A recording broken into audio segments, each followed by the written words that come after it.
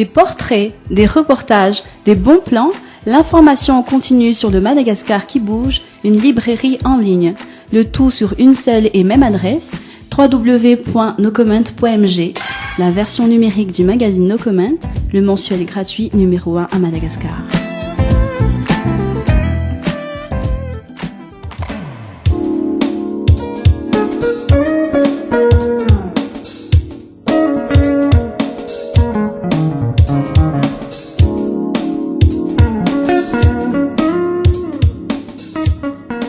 Vous êtes toujours à l'écoute de la RLI FM 106 sur l'émission en collaboration avec No Comment Magazine.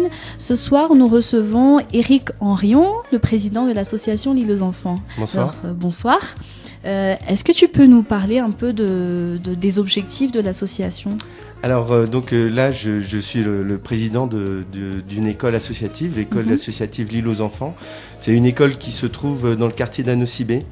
Un quartier extrêmement défavorisé et plus particulièrement en fait dans le quartier d'Ivolainelei.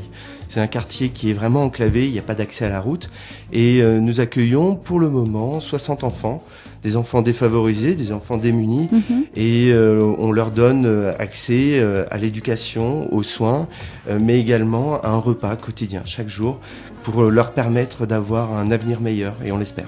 D'accord. Et pourquoi vous avez choisi ce quartier ? Ah, ça c'est tout un historique, c'est-à-dire que moi ça fait 3 ans que je suis à Madagascar, plus particulièrement ça fait 13 ans que je suis dans l'océan Indien et j'avais très envie de monter une école associative sur Mada de mes visites et là je me suis installé pour monter cette école et j'ai un ami à Mayotte qui avait une école qui était en ruine dans ce quartier-là et on s'est associés tous les deux pour rénover, trouver des financements, des subventions et des parrainages pour faire revivre cette école. Alors vous avez fini de rénover l'école, comment ça se passe actuellement ?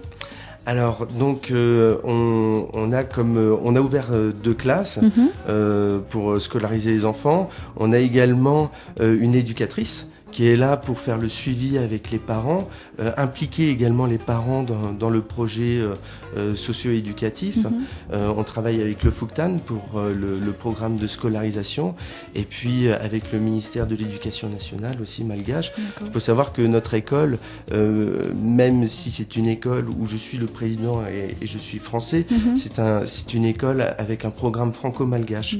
Donc on fait en sorte de travailler autant le français que le malgache dans le programme scolaire. Et à part cette école, est-ce que vous avez d'autres projets pour le quartier ou vous allez d'abord vous focaliser sur... Alors oui, tout à fait.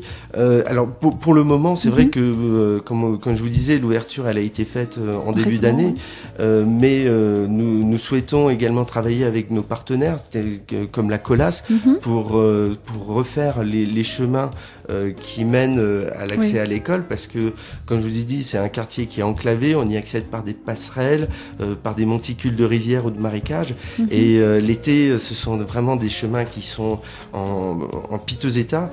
Donc, avec l'implication du quartier, les habitants du quartier et nos partenaires, on essaiera de rénover les chemins d'accès dans le quartier, mais également, au niveau éducatif, on ne veut pas se cantonner essentiellement sur notre travail scolaire, on veut également travailler avec l'école publique du quartier, parce que on veut pas se substituer au travail de l'école publique, mais on veut également accompagner l'école publique pour améliorer les conditions de travail dans les écoles publiques. Il faut savoir que dans l'école d'Anosibé, à Tana, il y a plus de 80 enfants scolarisés par classe. Ce sont vraiment des effectifs énormes.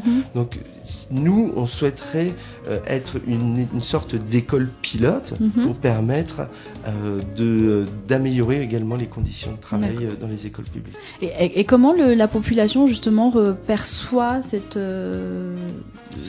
action-là ? Alors au début c'était un peu les gens regardaient avec un œil curieux, ils ne comprenaient pas trop ce qui allait se passer. Je vous assure que les gens sont véritablement impliqués sur le projet, autant le FUCTAN que les parents d'élèves, c'est-à-dire que les parents viennent faire le ménage, les parents ont conçu également les tabliers des enfants. Donc oui, les habitants du quartier s'impliquent et sont même très contents, très heureux de voir un projet comme ça qui se monte dans le quartier, parce que c'est un moteur en fait. C'est un moteur éducatif et c'est un moteur de développement pour le quartier. De solidarité aussi. Et de solidarité. Retrouver le Fiavanan, en fait, voilà, qui se perd et essayer de restructurer un peu un quartier en mettant des actions et nous on essaye de trouver des partenaires pour vous aider, pour nous aider et impliquer, comme je dis, impliquer les gens du quartier, parce que tout ne se fait pas en sens unique, tout doit se faire main dans la main. Et après l'école, quels sont vos projets ? Est-ce que vous avez des projets en vue pour peut-être ce mois-ci, cette année ou l'année prochaine ? Oui, tout à fait. Alors nous on aimerait bien, enfin on souhaite être une école ou même une association dynamique dans l'air du temps et on essaye d'impliquer les artistes à nos projets. On va monter le 22 juin un concert au Dôme de RTA à 15h.